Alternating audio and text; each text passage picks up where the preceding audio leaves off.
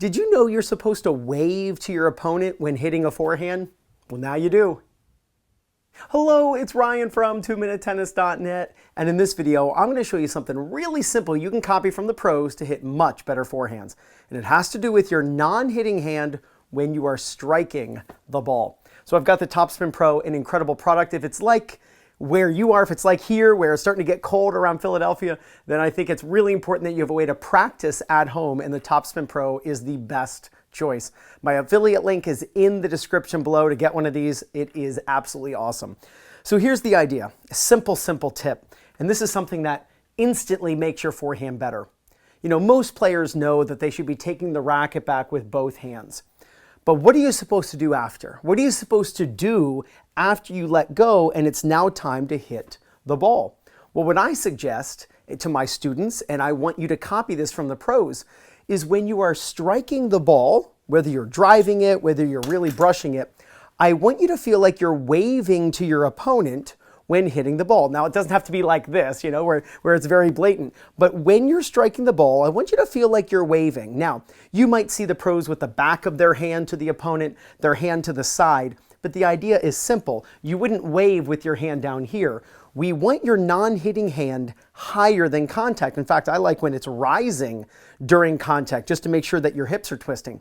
But when you strike the ball, have your non-hitting hand waving, which is actually one of the reasons why I like players catching when they're done. Just like you see Dominic Thiem doing when he's practicing, just like you see Serena on her forehand.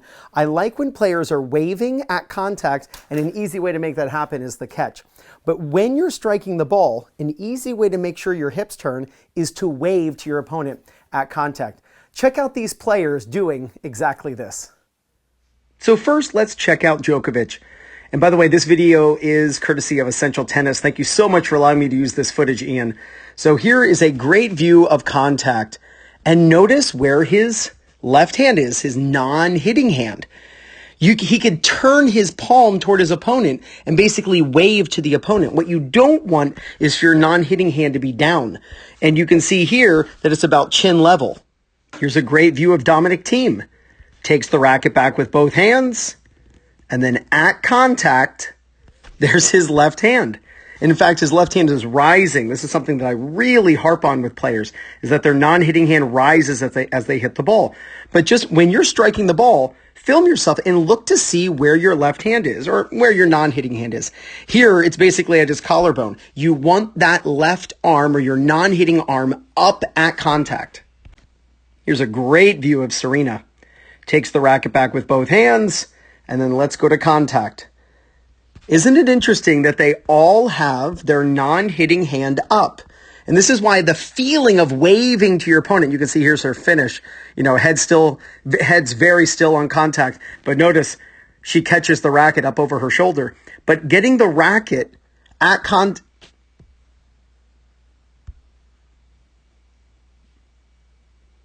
Here's a great view of Serena taking the racket back with both hands. Circles around, closes the racket face. She's swinging up. There's contact. And look at her non-hitting hand. Her non-hitting hand is up. You want your non-hitting hand up, almost like you're waving to your opponent at contact. And then here she catches up over the shoulder, which is exactly what I recommend my students do. Now, in no way do I think I'm a pro player, but here's something that I do that I think the pros do as well, right? And there is my non-hitting hand, my left hand up. Again, it's interesting, it's at head level for me. It's interesting that this is a common theme with a lot of players. Here's a great view of Azarenka. Takes the racket back with both hands. Now watch, you could think, oh, wait a minute. Her non-hitting hand, it's low. She's not going to be waving. Not so fast. There it is. Non-hitting hand is basically literally waving to the camera. And then it's rising as she hits. This is so critical. When the non-hitting hand is rising, this is when you're going to see amateur players like yourself having an easier time turning the hips. Gotta show Federer, right? Takes the racket back with both hands. Now watch his left hand. Look where it is. That look right there at contact. Man, is that good. Non-hitting hand in front of contact. Absolutely love this. And he could just wrist extension, lay back the wrist and wave to the opponent. You want your left hand out if you're right-handed. You want it up and out. You want it above contact, which you can see, and you want it in front of contact. You want it up like you're waving to your opponent. Now again, why is this so important? Turning the hips into your forehand ground stroke, your topspin forehand ground stroke, is essential to being able to swing out towards your target, swing low to high, swing inside out, away from the body to really maximize speed and power. So what I want you to do is simply think of when you're striking the ball that you are going to wave to your opponent. Because when the non-hitting hand drops, it can become a counterweight.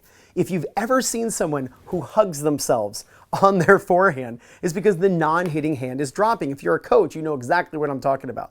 And if you're a player and you're like, oh my gosh, he's right. How did Ryan know? He knows I'm hugging myself. It's because the non-hitting arm is dropping. So a simple way to fix this is turn with both hands.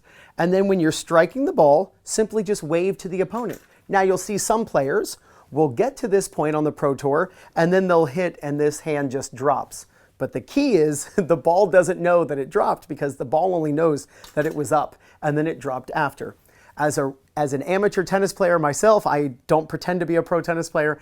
I know that I need all the help I can get. So I know that when my hand is rising and I'm waving to my opponent, catching the racket is an easy way to make sure that it goes up. One last thing I want to share with you before the video is done. You can put your hands on either side of the racket as a way to feel this. As a way, just in demonstration, again, you're at home, you get the Topspin Pro with my affiliate link in the description below. Thank you in advance, I appreciate it. When you start making this move with both hands on either side of your racket, and you feel what it's like for the racket to push the non-hitting arm out of the way, it gives you a completely different feeling of rotation. But you want to have that without the racket between your hands, and you want to have that as you're hitting the ball. So practice turning with both hands, waving to your opponent when you're striking the ball. And an easy way to do that, just go out and film yourself hitting on the Topspin Pro. And if you got the Topspin Pro, let me know what you think of it in the comments below, because I absolutely believe in this product and my students absolutely love it, and I know you will love it too. So practice waving to your opponent at contact, and there's no doubt you're going to gain confidence, win more matches, and play much better tennis. This is Ryan Reedy from 2minutetennis.net. You got this.